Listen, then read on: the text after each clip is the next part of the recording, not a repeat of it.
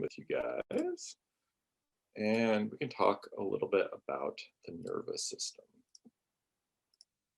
Okay, so we've already talked about the nervous system a little bit because we talked about motor neurons when we were talking about the skeletal muscles and the way that they contract. And in our last unit of study as well, we also started to talk about this notion of cell-to-cell communication. We know that cells have to talk to each other, and I said then that they do this essentially in two ways, right? One of the things that we do is we will have these chemical messengers that travel in the bloodstream. These are our hormones, and that's part of our endocrine system. But the other way that they do this, and again, we saw a very brief introduction to this when we talked about muscles, is that we'll have this sort of line, right? This sort of wire in the form of a neuron traveling to some target, and it delivers the message directly. All right, so there are two different ways that we do this, and that the nervous system relies on electrical signals, and we're going to be talking about those today, whereas the endocrine system relies on chemical signals. So we have two different methods by which these messages are being sent from cell to cell. And one of the analogies that I always kind of like when I start to talk about cell-to-cell communication is to think about, making a phone call, right? The endocrine system is very much like making a call on a cellular phone, right? If I pick up my cellular phone right here, right? I pick up my cell phone, I dial a number, and I hit send. That message is going to get broadcast from my phone outward, right? And this is analogous then to putting a hormone into the bloodstream, right? That chemical signal is going into my bloodstream. When I call somebody on my cell phone, that message is going to go from phone to phone to phone, and unless it's the person who I called, those phones aren't going to ring, right? But a hormone does the same thing. If it's in my blood, it's going to go to every cell in my body, or very nearly every cell in my body. Most of those cells don't respond.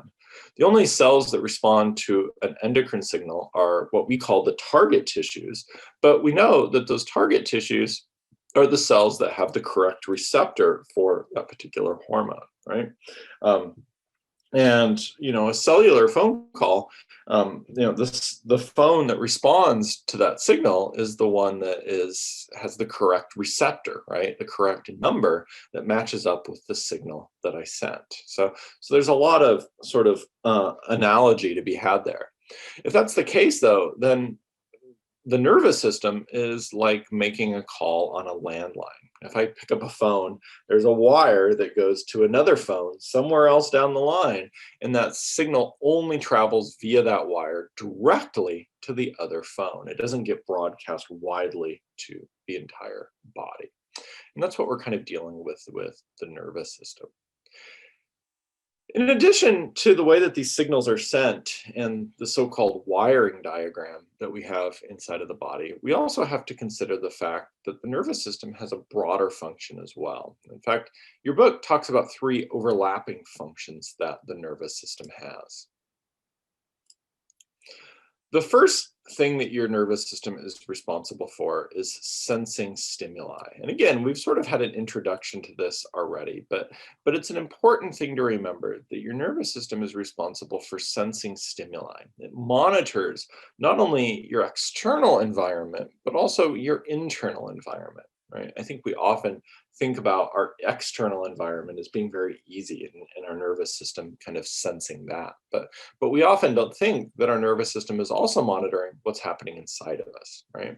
So when I talk about monitoring my external environment, what are some ways in which my nervous system monitors my external environment? How do I do that?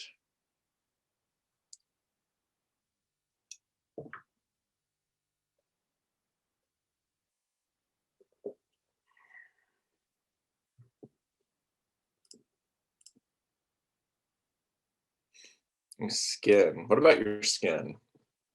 What sense do you have in your skin?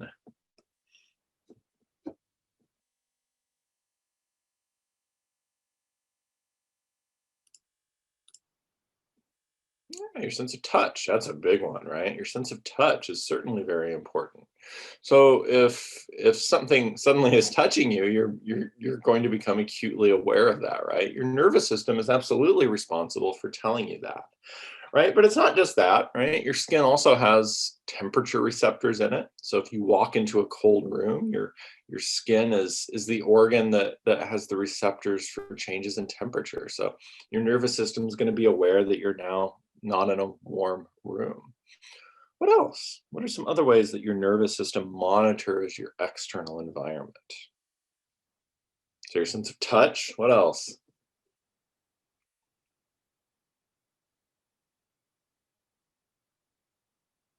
What have we got? Close my chat window. Oh, pain. That's a good one. Yeah, your sense of sight. Absolutely, right? So pain receptors, absolutely. Sight, right? So you have your sense of sight, right? What else? We have our sense of hearing. Okay. We have our sense of smell. We have our sense of taste, right? All of those things, the things that we talk about as our five major senses, those are all very important parts of our external environment that our nervous system is responsible for monitoring, right? And if things are, something is changes in our external environment that we need to respond to, we're able to do that, right? But that's absolutely the case. Yeah, your five senses. But like you guys have listed, there's other things as well, right? So your pain is not one of your five senses, but it absolutely is very important, right? The same goes for the sense of temperature, right? That's important. And then we've talked a little bit about how our nervous system monitors our internal environment too, right? Monitoring changes in blood calcium levels or changes in blood glucose levels, right? All of those things are important things that our nervous system is responsible for monitoring. Our blood pressure is an important variable that our nervous system monitors as well. So there's all sorts of things going on inside of us that we aren't really aware of. But all of these things are what we kind of collectively refer to as sensory input. Okay, they're all sensory input. The next thing that your nervous system has to do is it has to interpret that input, right? And it has to decide if you need to do anything about it. And we call that step integration. That's our second step, right? So an example might be, if you're driving down the street or driving down the freeway and you see, and I'm going to leave this intentionally vague, but you're going to see why here in a minute. Um, and you see brake lights ahead. Do you need to do anything about those? I just said you're on the freeway and you see brake lights, right? The I would argue that the answer to my question is maybe, right? It depends. Where are those brake lights? Are they a mile ahead of you and did somebody just tap their brakes? If that's the case, then maybe you can ignore them, right? But you're absolutely right. If those brake lights are right in front of you and you're doing 70 miles an hour, then you better step on your brakes or, yeah, exactly. It's situational, right? Absolutely situational. But how do you determine that, right? Your nervous system has to make that decision, right? Your brain has to rely on a number of different things, but generally speaking, it's a lot of experience, right? What do I remember from previous situations that tell me what do I need to do right now? That's integration. Your nervous system is making the decision. If you can ignore them and do nothing, awesome. The story ends there. But if you need to slow down, right? If you need to stop, then the next thing that you have to do, and the next thing your nervous system is responsible for, is to affect a response, right? We often refer to this as motor output, okay? Motor output.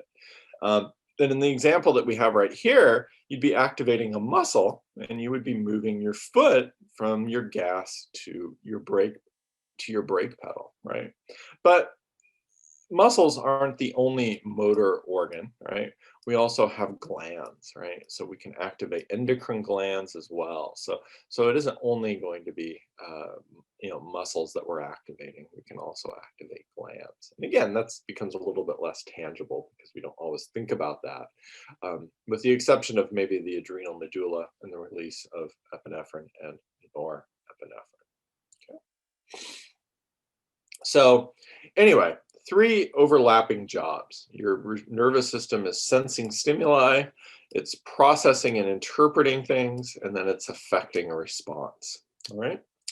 Well, you guys already have a pretty good idea about what happens here, right? We've already sort of talked about this one when we talked about skeletal muscles. We talked about how that message comes down the motor neuron, how it activates the muscle, and then of course we remember how the muscle responds, okay? We need to talk a little bit about sensing stimuli, and we also need to talk about processing and interpreting things, okay? I'm gonna say that this middle one, the processing and interpreting of information, this is a biggie, okay? I'm gonna put a big red X next to it because it is very big, right? Understanding the brain and how the brain works and the pathways within the brain is something that is incredibly complicated. And we don't have a ton of time in this class to go into a huge amount of detail about it. I'm going to talk a little bit about the brain later on in this lecture, but this is something that you'll get in more detail when you take 50B, and then in even more detail if you were to pursue this as part of your nursing or your medical degree, right? You would learn in a lot more detail about the brain. But it's just, I mean, this step right here, the one that I'm circling in red right now, I mean, this is a degree in and of itself, right? People go to college for neuroscience degrees. So this is a big one. And so we really are just going to kind of graze the surface. Similarly, we're not going to talk about every single type of sensory receptor. The one thing, though, that these three steps all have in common, right? These three steps all have in common the electrical signals that allow neurons to communicate with one another. And that's what we're going to spend most of our time talking about, is the commonalities between these three steps. So we're going to spend a lot of time talking about those. I do want to go ahead and introduce a little bit more about the nervous system before we get to that, though, and kind of introduce you to some of the cells that we find in the nervous system, as well as to look at its arrangement a little bit differently. Okay. So, actually, kill this text box. There we go. So, everything that I just said is sort of outlined here as well. That first step of sensory input is kind of right here. There are these sense organs that are monitoring our external and our internal environment. And any information that's gathered by those sensory organs is traveling down what we call sensory or afferent pathways. Okay, these sensory or afferent pathways are essentially just neurons that are bundled into nerves, and we'll talk about how that looks in just a few minutes. But these pathways, these cranial and spinal nerves, are what make up our peripheral nervous system. And those messages ultimately get sent to the central nervous system. Okay. The central nervous system is our brain and our spinal cord. And the primary function of our central nervous system, of our brain and our spinal cord, is integration. Okay. So that second step that we talked about on the previous slide of processing and interpreting information, that's done here in your central nervous system. This is your body's primary integrating center, the central nervous system. And again, some of that stuff is really kind of obvious to you. Again, think about making the decision about whether or not to step on your brakes or not, right? That's something that's really tangible to you, really obvious. Sometimes it's stuff that goes on without you even knowing about it, right? This process of integration does not have to be something that is even that we're aware of. And there's a huge amount of stuff that our brain does that we have no idea is going on, right? A lot of behind the scenes stuff is happening in your brain.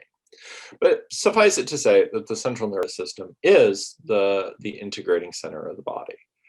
If you have to act on the the stimulus, then you have that motor response, right? Your nervous system is affecting a response, and you have this outgoing information through your peripheral nervous system to your, via what we call motor or efferent pathways to your effector organs.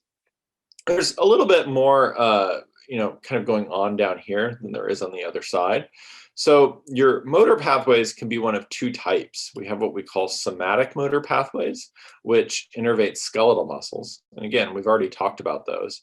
And then we have what we call our autonomic motor pathways, which innervate our internal organs. So our heart, our smooth muscles, and all of our glands are innervated by these autonomic pathways. And those are divided into two subgroups. You have your sympathetic motor pathways, which essentially are what you think of when you think of your fight or flight response. And then you have your parasympathetic motor pathways, which are kind of the antagonists to the sympathetic. They're responsible for helping to lower your heart rate and relax you. We often call this one the resting and the digesting system. We'll talk about that towards the end of this chapter. All right. So a little bit more of a subdivision on the motor side of things, and we'll get into some of those differences as we sort of go through this chapter as well. So just so you know, there are some divisions there. So when it comes down to it, we have two divisions, two anatomic divisions of our nervous system. We have the central nervous system and we have the peripheral nervous system. Again, the central nervous system is made up of the brain and the spinal cord, and then all of those nerves, the cranial nerves and the spinal nerves that come off of the central nervous system are all peripheral nervous system. Okay, so we have two divisions here. And this is important because we find different cells in these two different places. And unfortunately, the terminology is also a little bit different that we use to describe cells in these two divisions as well. So I want to take a look at some of that terminology, and I also want to look at the cells that we find in these different places. Okay. Fortunately, there aren't very many types of cells in our nervous system. Okay. That we have essentially our neurons, which we're going to spend the most time talking about in this unit of study. And then we have our supporting cells. Okay. In the central nervous system, or the CNS, those supporting cells are kind of collectively referred to as neuroglial cells, or just simply neuroglia. All right. There are several different types of neuroglial cells that we're interested in. Perhaps the most prevalent are astrocytes. Okay, astrocytes make up about 1/2 of all of our neural tissue, so they're quite prevalent, especially in our brain.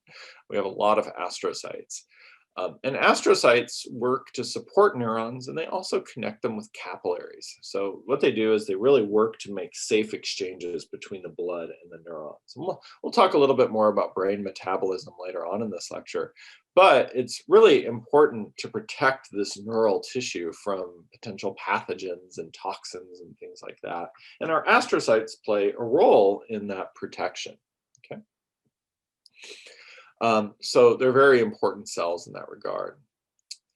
Microglial cells are phagocytic cells. All right. So the term phagocyte, just to remind you, cyte means cell, and phago or phage means to eat, right? So a phagocyte is something that eats a cell. So a phagocytic cell is basically a housekeeper.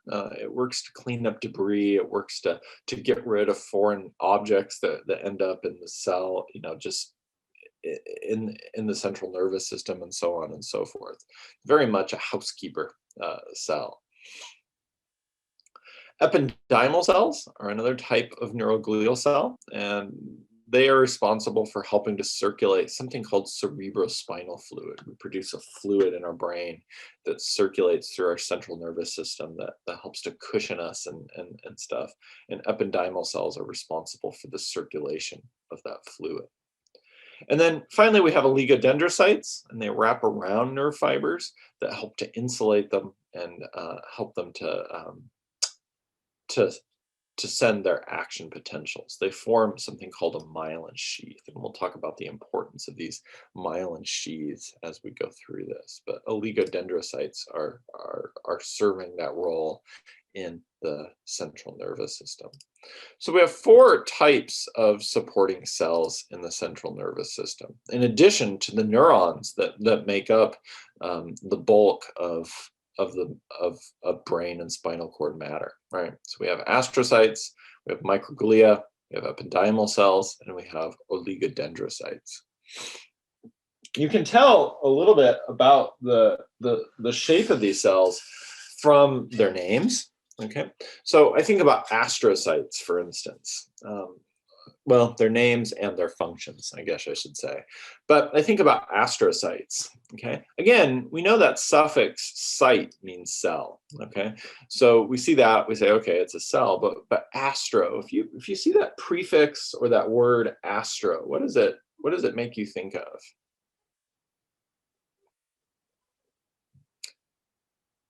If you say the dog from the TV show The Jetsons, you get bonus points. But maybe some of you guys are too young for that. Yeah, absolutely. Space, stars, planets, right? Well, these cells must have reminded early anatomists of stars, because the term astro in this sense is referring to stars. So we're thinking about star cells here. And if we take a look at what an astrocyte looks like, I suppose you can sort of see that as well. Let's take a look at some of these cells really quickly. Up here in the upper left, we have astrocytes. So here's the astrocyte nucleus that we see right here. And then we have the kind of projections coming off of this. And I suppose that if you use your imagination, you can see how this would have reminded an anatomist who maybe first described this, how this would have reminded them of a star, right? The way that it sort of looks right here. Maybe you see it, maybe you don't, but nevertheless, that's how they got their name. Some of these projections kind of are connected to these blood vessels, these capillaries, and then other projections are connected to the neurons, but you can see how they're kind of keeping a close connection between those two. And that's important to their function. Unfortunately, I don't have anything for a microglial cell that would help you remember its function. We see that here in the upper right. You know, they look a little bit funny. I suppose you could argue that they also look like stars, but nevertheless, those are what microglial cells look like. Ependymal cells are interesting. Those are shown down here in the lower left. Ependymal cells, if you remember, their function is to help circulate cerebrospinal fluid. If you're going to be moving a fluid across the surface of a cell, you need a mechanism to do that. And these cells have what on their surface? What are these little things called? Do you guys remember?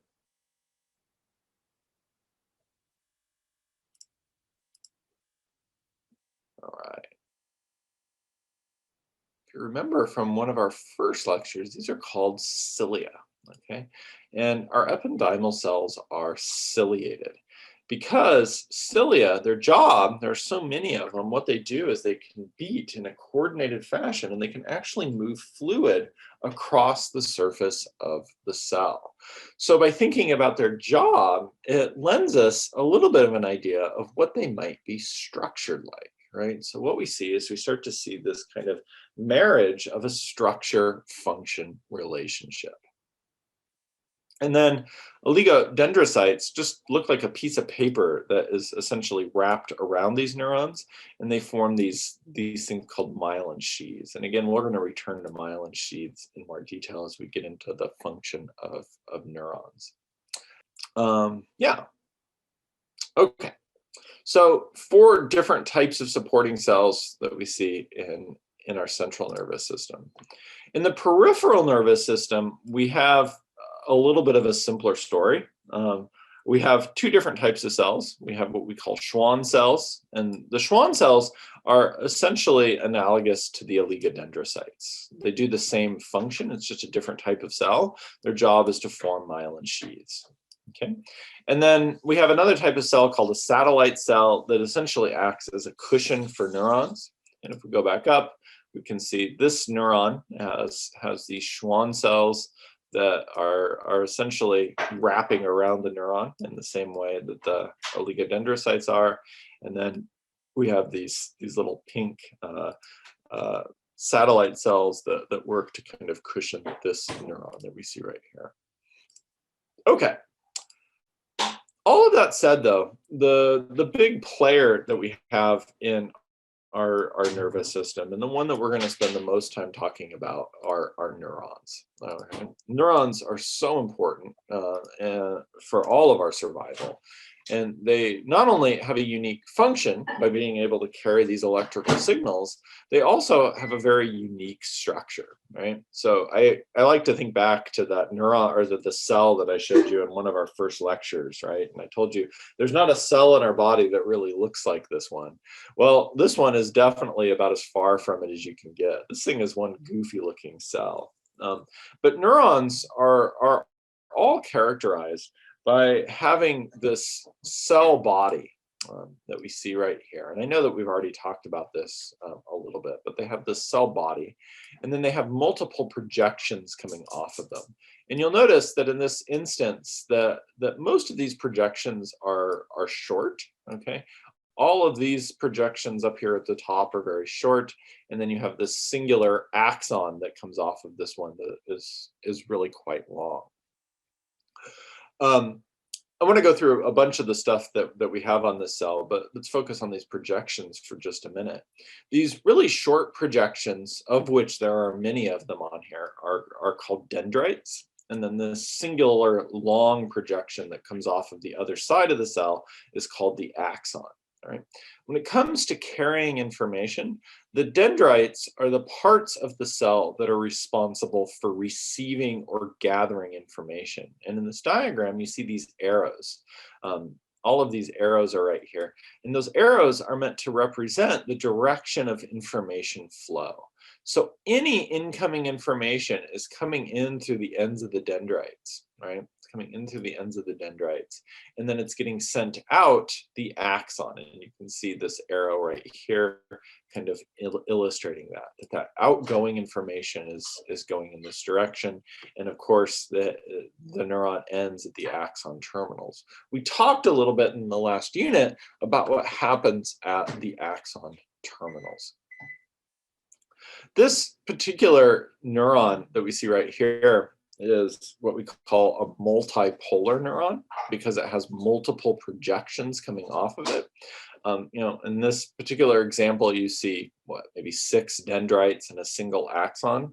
In your brain, it's not uncommon to have neurons that have as many as 100,000 dendrites on them. So there's only 6 in this particular one, but there can be certainly a lot more. And I'm going to skip just for a minute here. I want to go right here to show you this slide. So there are different types of neurons that we see. The multipolar neuron is shown right here. And we remember that the dendrites are gathering information, and then that's being transmitted to the axon and then to the next cell in line, right? So we see that we're going in that direction. There are other types of neurons that we see, all right? And they're named for the number of projections coming off of the cell body. So again, in this example, we have the cell body right here, and you notice that we have 2 projections coming off of it, 1 in either direction. As a result of that, this is called a bipolar neuron, bi meaning 2, right? And the bipolar neuron has a single dendrite, and it has a single axon that we see right here as well. Again, the dendrite gathers the information, the axon transmits it, so information flows in that direction as well. Unipolar neurons have a cell body and then just a short single process kind of coming off of it, right? You can barely even see it down there. I'm gonna actually erase the circle I just made to kind of help you to see it. But you'll notice that there's a short, little tiny guy coming off of that right there. And that's what makes this what we call a unipolar neuron. There are multiple dendrites on this end of the cell, and then a very long axon that transmits the information in this direction. right? So they come in different shapes, but they all have the same purpose, and that's to transmit information, to gather and transmit information. In our bodies, the most common types of neurons that we're going to see are multipolar neurons and unipolar neurons. Bipolar neurons are very uncommon in our body. In fact, the only place that I know of that we have them is in our eyes. You have your rods and your cones in your eyes. The rods and the cones are modified bipolar neurons that are receptive to light. So light would stimulate the dendrites, and then that information would be transmitted down your optic nerve to your brain. But this is the only place I know of that we have these bipolar neurons is in our eyes. The multipolar and the unipolar neurons, though, are far more common, and we run into them in multiple places. All right, we're going to take a look in just a minute at how they might be structured in our body. All right. Any questions so far?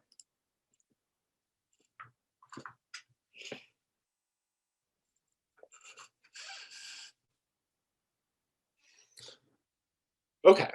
There's no questions so far. Then I'm going to go ahead and talk about a little bit more terminology, get through a little bit of this anatomy. And then what we'll do is we'll kind of take a break maybe for a minute, and then we'll kind of dive into some physiology in the second part of today. All right. So we know that when we look at the central nervous system, the brain and the spinal cord, we have these supporting cells that we don't find in the peripheral nervous system. Similarly, in the peripheral nervous system, we know that we have some supporting cells that we don't find in the brain or the spinal cord, in the CNS. There's a little bit more terminology to sort of keep straight, and this becomes important when we start to talk about the brain, the spinal cord, as well as nerves, which we're going to get to here in just a little bit. Again, what we're doing is we're using slightly different terminology for the CNS and the PNS. Okay. It's not uncommon for these neurons, these cells that carry messages, to be bundled together. Okay, so I'm going to kind of draw a neuron right here. Here's a cell body, and then here's an axon right here, right? These are going to be very stylized neurons. I'm going to draw a few of them. Right? I'm going to make them different colors, mostly because I feel like it. All right, so we have multiple neurons right here. Okay, I want you to sort of imagine for a minute that these neurons are like a bouquet of flowers, where the cell bodies are the actual flowers, and then the axons coming off of them are the stems, right? So if you were holding a bouquet of flowers, what you would do is you would bundle the stems together, right? That's how you would hand the bouquet of flowers to somebody, is you would have the stems bundled together. So it's not uncommon in our body to find these bundles of neurons that are bundled in the same way, where you have all of the axons bundled together, and then you have the cell bodies kind of clustered together up here at the top. Okay. The terminology that we use for that structure, that anatomic structure, is a little bit different, though, depending on whether we're looking at the central nervous system or the peripheral nervous system. In the central nervous system, okay, if you have a bundle of cell bodies, okay, a bundle of cell bodies, we call that a nucleus, okay? Plural, of course, would be nuclei. So this is the third time now in this class that we've seen this, right? A nucleus, right? We're talking about a cluster of cell bodies in the central nervous system. In your brain, there are some really important nuclei that we see that have very, very specific functions. But if we talk about a nucleus in your brain, what we're talking about is a cluster of cell bodies. That bundle of neuronal fibers, of axons that we see that is connected to that nucleus, is called a tract. Okay, so the tract is this structure right here. All right. In the peripheral nervous system, we have slightly different names. The bundle of cell bodies is called a ganglion in the peripheral nervous system. Okay, so we have a ganglion in the peripheral nervous system. And then the bundle of neuronal fibers is called a nerve, which is probably the only term that we've heard out of this entire list, right? Because we talk about this a lot, right? We talk about our nerves. Oh, I hit a nerve. I've got a pinched nerve, or something like that. The nerve is that collection of axons. It's bundled together, all right, and it only exists in the peripheral nervous system, all right. So we don't have any nerves in our brain. That's not possible for us to have.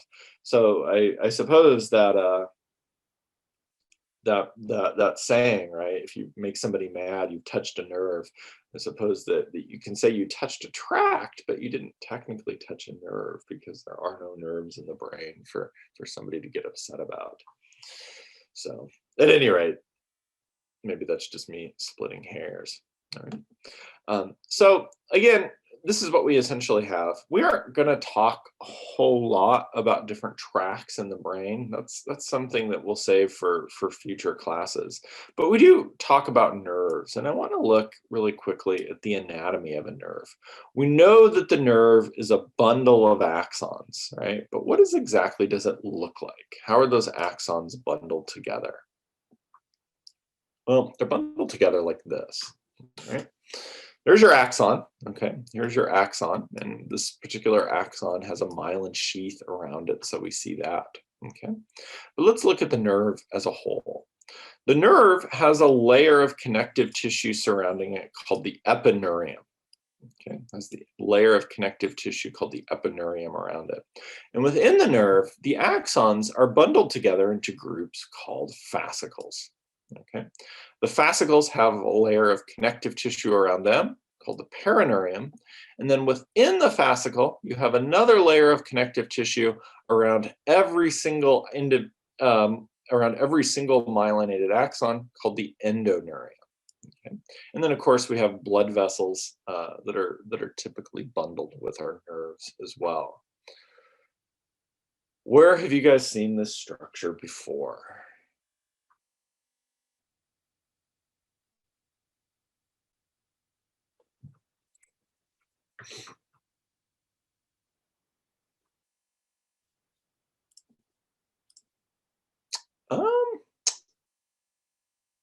You didn't really see it with bone, but we did see it with muscle. That's absolutely correct, right?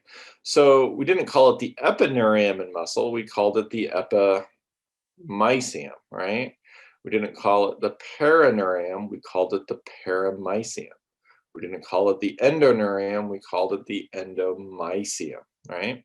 And then, of course, the fascicle hasn't changed. We called our bundles of skeletal muscle fibers, we called those fascicles as well, right? So by consequence, probably of evolutionary parsimony, we end up with this situation where we have a very similar structure between nerves and skeletal muscles. So if you think about that and you remember that, it becomes less that you have to memorize because you already know this. Yeah, what's up? Okay. Okay, so this is what a nerve looks like. And again, just to kind of remind you guys, you have nerves that come off of your brain and your spinal cord. When those nerves come off of your spinal cord, we call them spinal nerves. Okay? So when we take a look at a cross section here of our spinal cord, we see that there are multiple nerves that come off of it. Let me get rid of these text boxes. There we go. Okay, so there are multiple nerves that come off of it. Some of them come off in our cervical section, okay, and we call these cervical spinal nerves, so up here in your neck. In fact, you have 8 pairs of cervical spinal nerves, right? When I talk about pairs, I mean that one comes off of each side of your spinal cord and serves that portion of your body. In the middle part of your body, in your thoracic area, right, in your chest and your back area, you have 12 pairs of thoracic spinal nerves. You have 5 pairs of lumbar spinal nerves, right? L1 to L5, and then you have 4 pairs of sacral spinal nerves. Okay, so you have quite a few different pairs of these. And then of course you also have 12 pairs of cranial nerves as well. And we're not going to look at the cranial nerves in this class, but you guys are going to explore those in depth when you take biology 50B. You're going to have to learn what each one of them does, where it goes, what it, what it has in it, and so on and so forth. But the spinal nerves are a little bit easier, so I do want to spend just a couple of minutes kind of talking about them.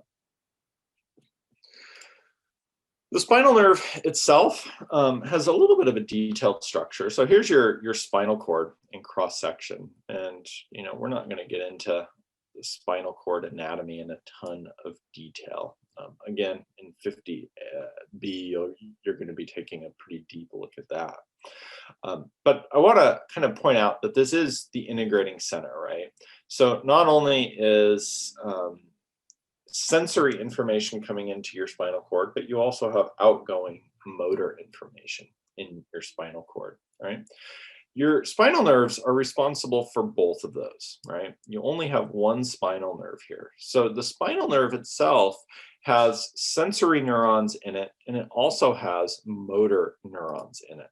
So if we were to take a look at that nerve, we'd see that some of these neurons, right? Some of these neurons have a sensory function, meaning that they go to sense organs, and some of them have motor neurons in them, meaning that they're going to either a skeletal muscle cell or to an endocrine gland. So we see that the spinal nerves themselves are very much mixed in function. Our cranial nerves, it's a little bit less of a clean story. Some of them are only motor, only sensory, or mixed in function. But our spinal nerves all have sensory and motor fibers in them. Okay, the sensory information comes in through this root of the spinal cord that we see right here. This is called the dorsal root because it's on the back side of the spinal cord. And then it leaves, any motor information leaves via the ventral root like this.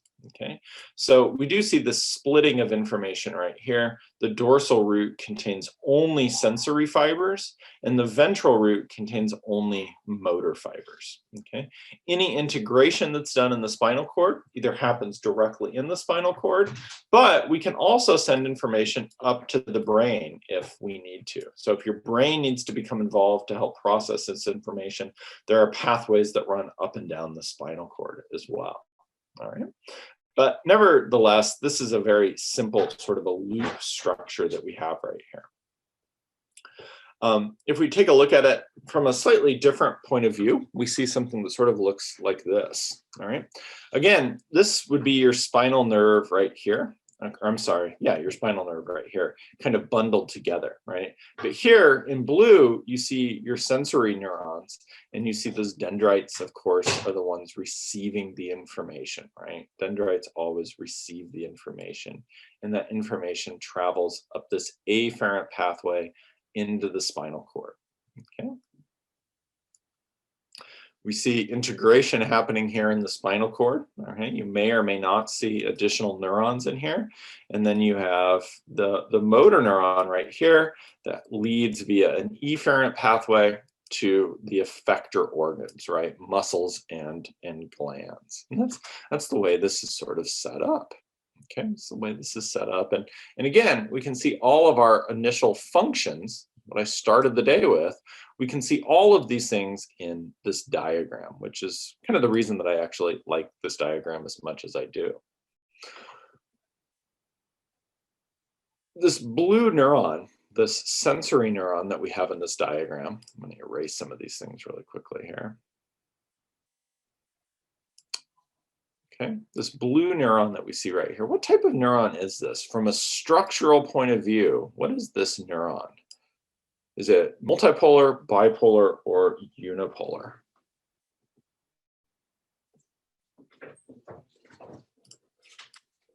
It is unipolar. Yeah, absolutely, right? It's a unipolar neuron.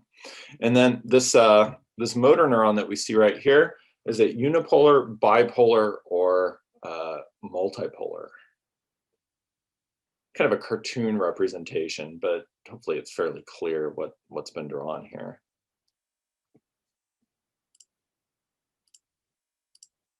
Yeah, it's a multipolar neuron, right? Absolutely. So these are meant to be little dendrites coming off of it, right? It's a multipolar neuron.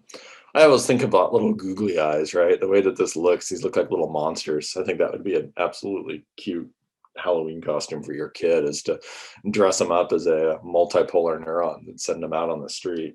Not only would it be adorable and cute, it would be creative and it would be nerdy. You're checking all the boxes with that Halloween costume, just FYI.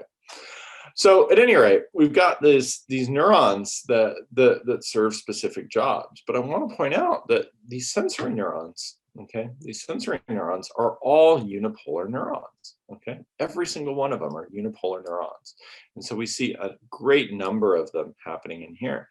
Now, in our central nervous system, we see multipolar neurons, and of course, our motor neurons are multipolar. Couple of questions for you guys really quickly. You find these cell bodies outside of the central nervous system, right? Your central nervous system begins here at this line. These are found outside. Because this cluster of cell bodies is found outside of the central nervous system, we call it a ganglion. Okay, you'll notice on the motor side of our spinal cord, right here, those cell bodies are found in our central nervous system. And so there is no ganglion here on the outside, right? Those cell bodies are all inside of the CNS, so we don't have a ganglion. When we look at our spinal cord, right, we can see this. Again, I'm going to erase some of this stuff just for the sake of clarity. But when we look at our spinal cord, we can see this because you have this dorsal root ganglion, right? That's those cell bodies that we find inside of here from those sensory neurons, right? So they kind of come through like this, and they go into our nervous system like this. But those cell bodies, right, are all right in there like that. They're found inside of there. And we can see that right here as well. We find those cell bodies outside. There is no ventral root ganglion because the cell bodies are up here inside of the central nervous system, and then we're out like that. So there is no ventral root ganglion. Get caught up to where I was at here. Your spinal nerve is right here, but you'll notice that that spinal nerve is really short, okay? That spinal nerve is going to split again into what we call two ramus, okay? There's going to be a dorsal ramus that kind of goes dorsally, and then there's going to be a ventral ramus right here. So it splits really quickly and of course goes to multiple places very, very quickly. So the neurons that are in there, of course, get split off depending on their individual jobs, and they go to different places, okay? The ventral rami are what are going to be the most important to us because they're going to get together to form what we call plexuses. And we are not going to be learning about the plexuses in this class. I just kind of want to point this out. But the ventral rami are going to form plexuses. In the cervical region, they form what we call the cervical plexus. And they also, to some degree, form what we call the brachial plexus. And then in the lumbar and the sacral regions, they form what we call the lumbar plexus and the sacral plexus. And what happens is these ventral rami split off of the individual spinal nerves, and then they kind of come together to form the nerves that we know the name of, right? So we're going to be talking a little bit about some of these nerves, like the phrenic nerve. You've no doubt heard of your sciatic nerve that runs down your leg, your femoral nerve that runs down your leg. These nerves that we have names for are the result of these plexuses that form from these spinal nerves. And again, we aren't going to be learning about them in this class, but I just kind of want you to know that that's where they come from, is from these ventral rami of these spinal nerves, right? So this is where they're kind of born from, and those are the nerves that we give names to. All right. And those can contain both sensory and motor fibers as well, because they have different jobs. Okay. So with that, that's a very long introduction to the anatomy of our nervous system. Of course, we haven't talked about the brain yet. I'm going to save my time later after I talk about the physiology of all of this, before I talk about the brain. But I just kind of wanted you guys to know how we're looking at some of this stuff, and then the fact that we can actually map function onto diagrams like this, which is really, really helpful as well. All right. Okay, so with that, any questions so far? I know there's a lot of information. It'll probably take a review or two before any substantive questions kind of come out, but I want to just check in here. Good so far? All right, I'm going to pause the recording for a minute. Go ahead and share my screen with you guys. All right, so neurons have two major properties that we have to understand. All right. First of all, neurons are irritable, okay, meaning that they have the ability to respond to a stimulus and convert it into a nerve impulse. Now, we said last time that these nerve impulses are called action potentials, and we have to remember that these are electrical signals that involve the movement of ions across the membrane. All right. Neurons are also conductive, meaning that they have the ability to transmit these impulses to other neurons, muscles, or glands. And again, we saw how that worked in the previous unit of study when we talked about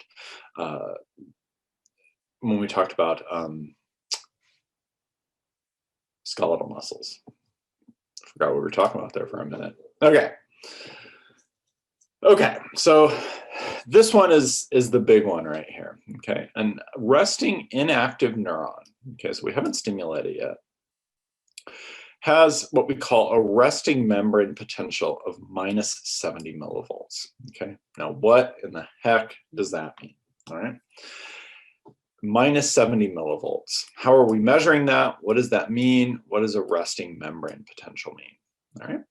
Well, I'm going to go ahead and add a slide in here, and I'm going to try to figure out a way to explain this to you guys really quickly. So I want to add a new slide in here. I'll go ahead and I'm going to get rid of these text boxes. And let's take a look at a situation like we might find with a neuron. Okay. So here's my beaker of fluid. Okay, here's my beaker of fluid, and here's my cell floating around in that beaker of fluid. Now, in our body, this cell is a neuron, and the fluid surrounding it is the extracellular fluid, right? We know that that's the case, but I'm going to try to simplify this a little bit to you guys, all right?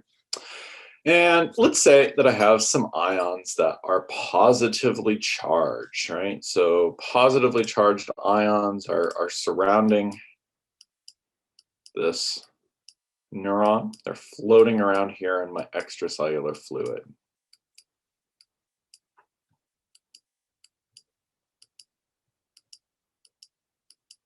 Okay. Additionally, I have some positively charged ions inside of my cell as well in the intracellular fluid.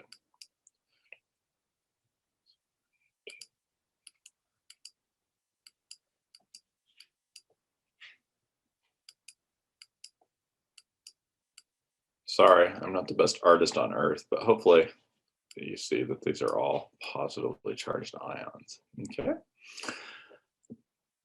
I'm going to ignore negatively charged ions for the time being, but suffice it to say we have those as well, and we'll kind of talk about those in just a couple of minutes. But let's assume that all of these positively charged ions have a negative ion that sort of matches with it, right? So if we're talking about sodium, we know that chloride is also kind of dissolved in solution, and they're present in a 1-to-1 ratio.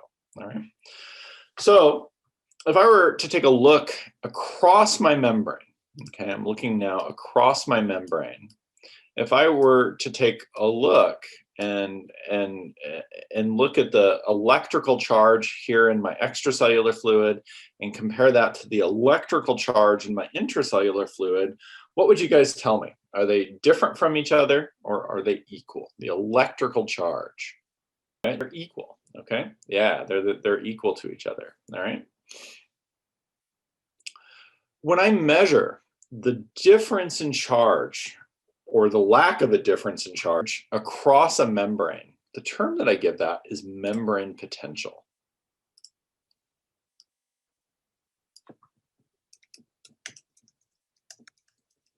Okay? The term that I give that is membrane potential.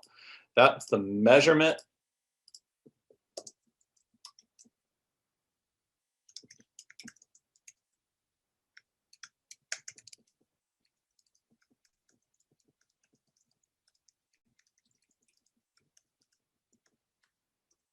okay, the measurement.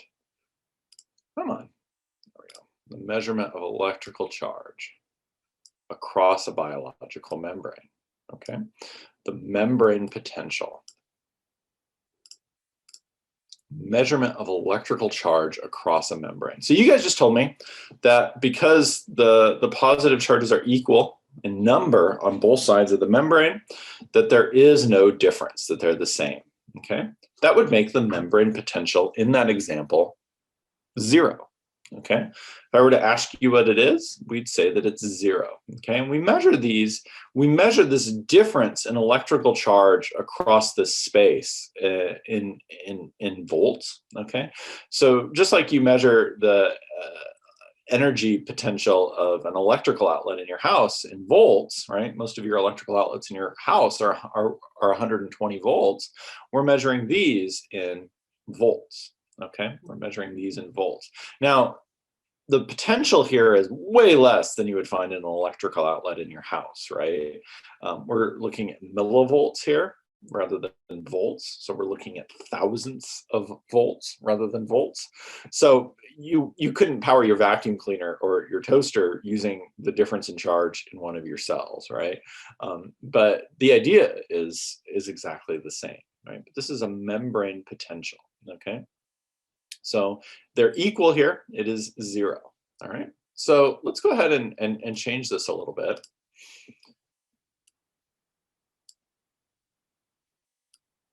Are they equal now?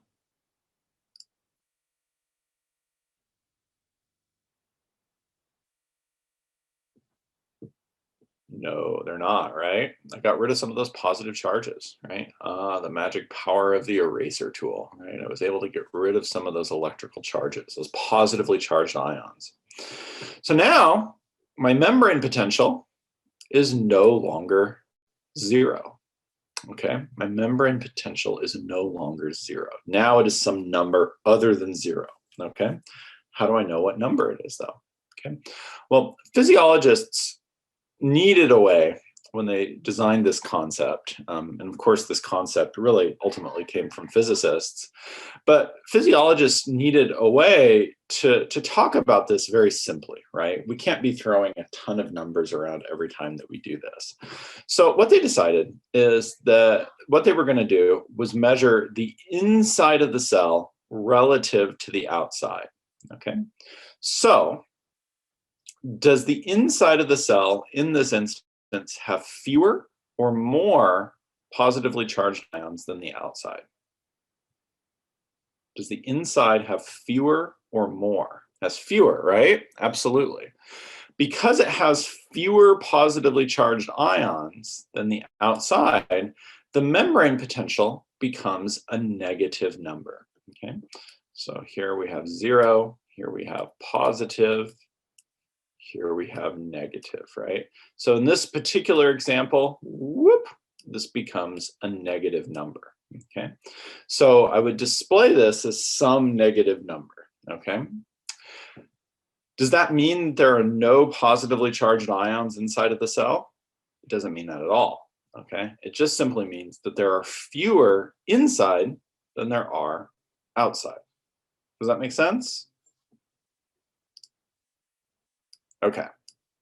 There's abstract concept number 1 out of the way, all right?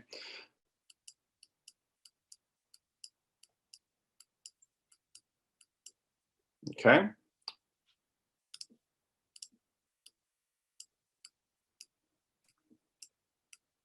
Now, where does the bulk of our positive charges lie?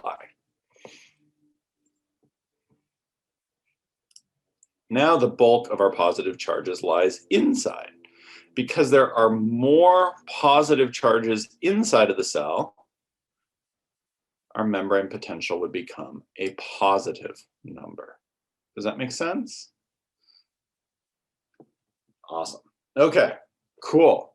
Really difficult abstract concept of the day, number one, is out of the way. That makes me happy to see that. All right. See, it's pretty straightforward. Okay. So now what I want to do is I want to give some names to these ions. Let me, again, just kind of, actually, yeah, I'll just do this. I'll do it this way.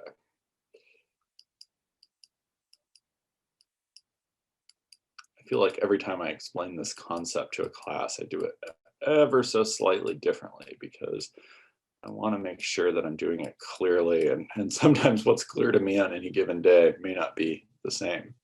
Okay, so now what I'm going to do is I'm going to give names to these ions. Okay. Oops, I don't want to do that at all. Okay.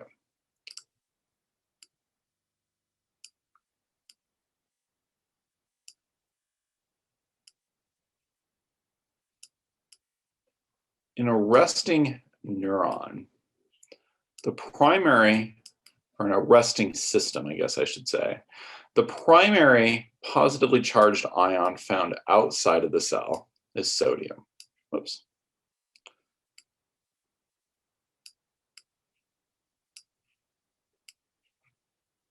So we're giving names to these guys.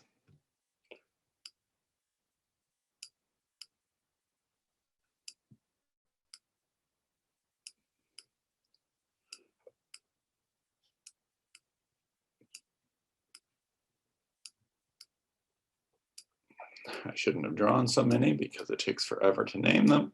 Okay. And the primary positively charged ion inside of the cell is potassium. You guys are going to get so tired over the next day or two of talking about sodium and potassium, but it's important. Okay, and we have potassium right there. Okay, so we have sodium and potassium. Okay, so I have two questions for you. The first one is, do I have an electrical gradient here? Okay, so for the answer to this question, you ignore the names of these guys. You just look at the number of positively charged ions. And you'll notice what? I have fewer inside the cell, right? I have fewer inside the cell. So because I have fewer positively charged ions inside of the cell, is my membrane potential, is it positive or is it negative? Yeah, it's negative, right? Fewer inside the cell, so it's a negative membrane potential. Okay. But now the second question that I have for you guys, and this is concentration gradient present here. I know I have an electrical gradient present. Is there a concentration gradient present across the membrane? And you say yes, you didn't even have to think about that. What is there a concentration gradient of?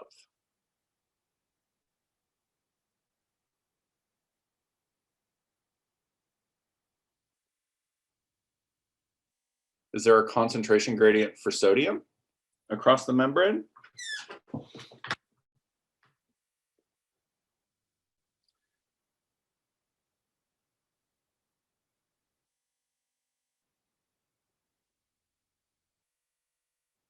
do you guys think? Is there a concentration gradient for sodium across the membrane?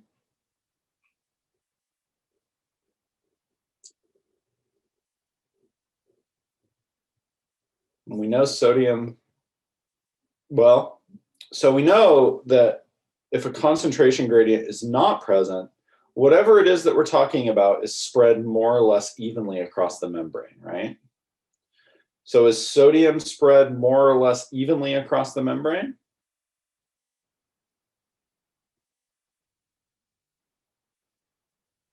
Is it? No. It isn't, right? I mean, there's no sodium inside the cell. It's all outside, right?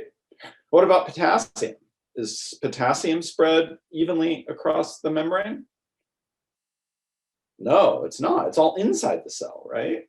So if I ask if there's a concentration gradient present, yeah, you're absolutely right. There is, right? There's a concentration gradient for sodium because sodium wants to get into the cell, right? Naturally, it wants to flow down its concentration gradient and it wants to flow into the cell. Similarly, potassium wants to flow down its concentration gradient and flow out of the cell, right? I mean, so there's a concentration gradient present for both of these. So what if I were to put a channel on my cell membrane that allowed sodium to flow across? Which direction would sodium go? This channel is open, it's free, sodium can now do what?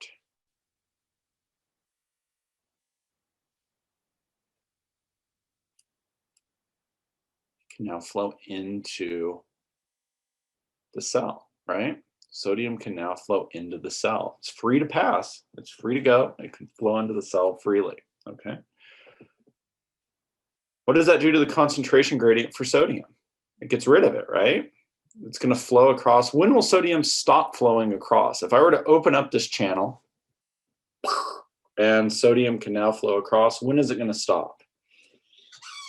When it equals, right? When the concentration gradient goes away, okay? What does that do to the electrical, to the membrane potential? What does that do to the membrane potential? So remember, before you guys told me it was negative, right? Because all my potassium was inside and there were fewer potassium than there was sodium. So you told me I had a negative membrane potential.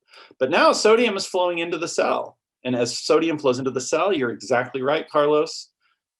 It's going to make it more positive. Okay, it's going to make it more positive as sodium flows into the cell. Okay.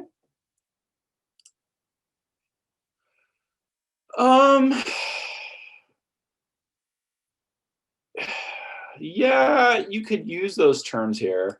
Hypotonic, hypertonic. You could certainly use those terms. I guess books and I never really use those terms, but there's no reason you couldn't. It's just not a term that I normally use. But if it helps you to remember this, then yeah, go ahead and use those terms. There's more for, well, I mean, it's for solutes and fluids. And we're talking about fluid spaces here. And I don't know why people never really use those terms, but they don't, yeah. So the extracellular fluid in general, though, is far more hypertonic than the intracellular fluid. And we're also looking at concentrations of these. I don't know. Yeah, you can use those terms if they help you, though, for sure. What if I were to put a gate on this cell for potassium? It would flow down its concentration gradient, right? And potassium would flow into the extracellular fluid. Until when? Until it's equal. But what would that do to the membrane potential of the cell? What would that do to this electrical difference across the membrane? If potassium was flowing out of the cell, what would that do to my membrane potential? It would make it more negative, right? It would make it far more negative. Okay. Okay. Cool. So you guys understand membrane potentials. We understand what happens if I were to change the amount of sodium or the amount of potassium. All right. And that's all that's on the slide right here. Okay. A couple of things to note, though.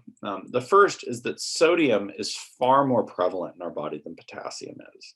So the situation in our cell really does look a lot like this, where there's a lot more sodium outside than there is potassium inside. And that's why our cells have this resting membrane potential of minus 70 millivolts, right? That minus indicates to us that there is a lot more sodium outside than there is potassium inside, okay? So this minus 70 millivolts is sort of our baseline measurement for where we're going to be going next. All right. It's also worth noting, I'm going to erase a couple of things here. In the example that I just gave you guys, oh no, I didn't mean to do that. In the example that I just gave you guys, I had open gates, right? And as we're going to see in neurons, there are gates that do open, okay? So this isn't really an unreasonable example or an unrealistic example of what we're doing here. However, in a resting neuron, like we see right here, the membrane is also very leaky. Okay, the membrane is very, very leaky. So sodium is naturally going to leak across the membrane and disrupt this resting membrane potential of minus 70 millivolts. And similarly, potassium is also leaky, and we see this sort of leakage of ions. It turns out that there's an enzyme that you guys have already met that's responsible for helping to fix this. And the enzyme that's responsible for fixing this leakiness is called sodium potassium ATPase. Okay. So this sodium potassium ATPase, and I'm just going to write ATP right in here, is going to then pump that sodium that leaks into the cell. It's going to pump it back out in a 3:2 ratio, because it's going to pump the potassium back in.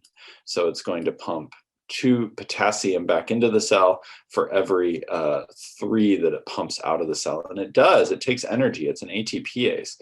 Because what we're doing here is we're creating a concentration gradient, right? This enzyme is actively responsible for creating the concentration gradients that we see right here. And anytime we create a concentration gradient in biology, it requires ATP, okay?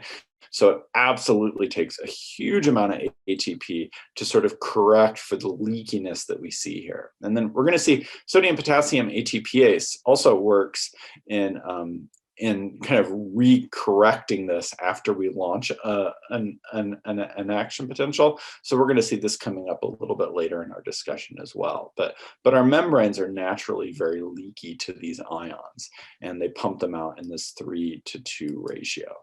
Okay. Or pump them across the membrane, I guess I should say, in this 3:2 ratio. All right. So hopefully that makes sense to you guys. Anybody have any questions so far about this? I know there's a lot of stuff here, and this is going to take a while. I really encourage you guys to kind of rewatch these lectures, but to do it in such a way that it, that you're taking the time to really understand every bit of your notes. Even reworking some of these examples with me will be really, really helpful. Yeah, Carlos, what's up? The gradient, how the membrane's kind of leaky. Is that because of the charges of the sodium and potassium, or? The leakiness? Well, the leakiness is inherent to the membrane. These ions are small enough that they can fit across it, but they're leaking because of the concentration gradient, right? We're purposefully putting sodium out and we're putting potassium in. And because we're purposely creating that concentration gradient, they naturally try to leak down their concentration gradient.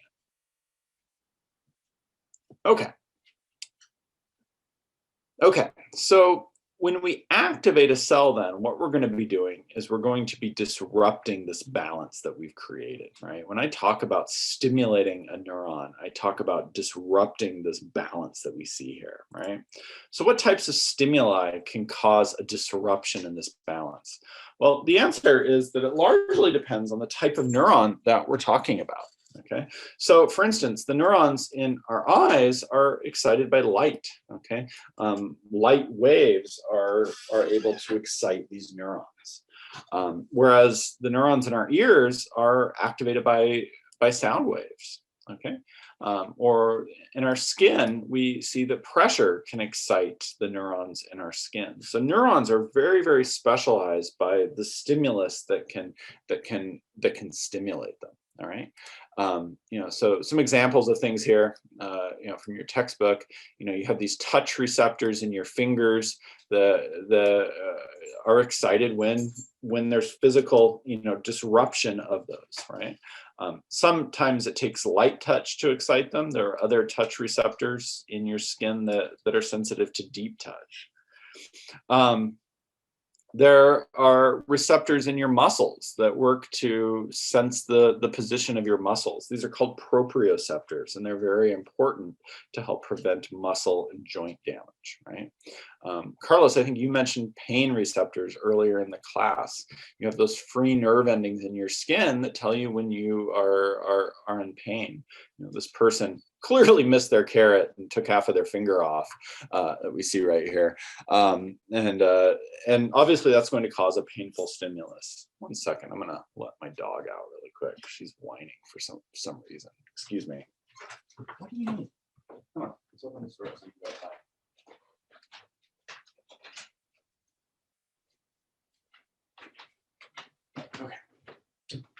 Okay, so we have different types of receptors, and as you know, there are a lot more. We talked about several of them, all right? There are other types of receptors that we don't have. It's kind of worth mentioning a few of these. For example, in birds, they have sensory receptors that help them to sense magnetic fields, okay? Birds are a great example of this, and of course, the sensing of those magnetic fields help them to migrate, okay? So we see that happening in birds quite a bit. Whales have something that are very similar. A lot of migrating birds do, or I'm sorry, migrating animals do. And that helps them to kind of orient themselves. It's kind of like a built-in compass. Incidentally, there's some evidence, I just let my dog out. I think she had to go to the bathroom. Incidentally, there's some evidence to suggest that maybe dogs have magnetic field receptors somewhere in their brains. There was kind of a funny study that was done, I think it was out of Denmark a few years ago. And what they did is they looked at the direction the dogs face when they go poop. And you may notice sometimes that your dog will kind of turn circles before they actually decide to go poop. But it turns out that the dogs almost always orient their body along the north-south axis when they poop. They very rarely orient themselves along an east-west axis. I don't really know what the reason for that is, but they think that some of that circling might be orienting themselves so that they're facing what they think is the right direction when they go to the bathroom. But it was a really big study, and it was overwhelming in terms of that. So maybe your dog has some sort of a built-in compass as well. Although I'm not sure why it would really care what direction it faces when it goes to the bathroom, but maybe it does. A couple of other examples. There's a type of a whole group of snakes called the pit vipers. Rattlesnakes are really good examples of these. That have these thermally sensitive pit organs that help them to see their prey, the thermal profile of their prey. They're able to kind of see that. And then sharks have these electrical field sensors, these lateral line systems that allow them to detect the electrical field or the electrical signal given off by their prey, and allows them to hunt in low light situations. So we have really kind of exciting and interesting sensory receptors, but other animals do as well. All right. Okay. So lots of things then can excite a neuron, right? And when we talk about exciting a neuron, we talk about changing its permeability to ions, right? So I gave you guys the example a few minutes ago where we changed that membrane's permeability to ions, and that's what we do when we excite a cell, okay? So when a neuron is stimulated, okay, when we talk about stimulating a neuron, we talk about the membrane permeability to sodium changing. And I have a couple of review questions. What direction would sodium move? Would it move into or out of the cell, right? The inward rush of sodium causes an event called a local depolarization. And I'm going to kind of illustrate for you guys in a couple of minutes. That local depolarization is also called a graded potential. Okay? If that stimulus is strong enough, then we can start a long distance nerve impulse called an action potential. And that's ultimately where we want to get to, okay? So what I want to do over the next couple of, or a little bit, is I want to draw and explain the graded potential to you guys.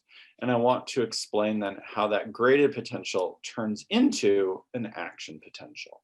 All right, and that's going to kind of take us into tomorrow, because those are a fairly complex couple of topics. Yeah. All right. Okay. So, I know that we have 19 minutes left, but I think this is actually a really good stopping point for today.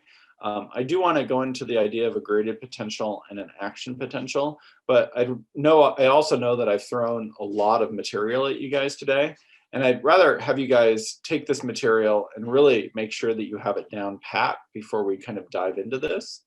So what I'm going to do is I'm actually going to kind of stop for today right now, and I want to have you guys, between now and the time that we meet tomorrow, I want you to review a lot of what we've talked about today, and specifically make sure that you really understand this concept, because if you understand this, then everything else is going to be easy peasy for you.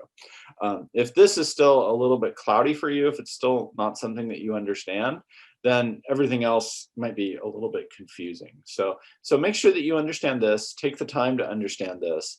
And then what we'll do is we'll sort of maybe review tomorrow, have a brief introduction to this, and then we can dive into graded and action potentials. And then we can talk about a few more aspects of the nervous system, because after this, there's not a whole lot to the nervous system that I need to talk about, because it gets so complicated that it's beyond the scope of this class. This is the basics. This is basic neuronal functioning, and this is really critical for everything else. But the scope of this class, doesn't leave me a lot of time to talk about stuff. So if you understand what we're talking about now, you're in good shape for the nervous system. At any rate, any questions?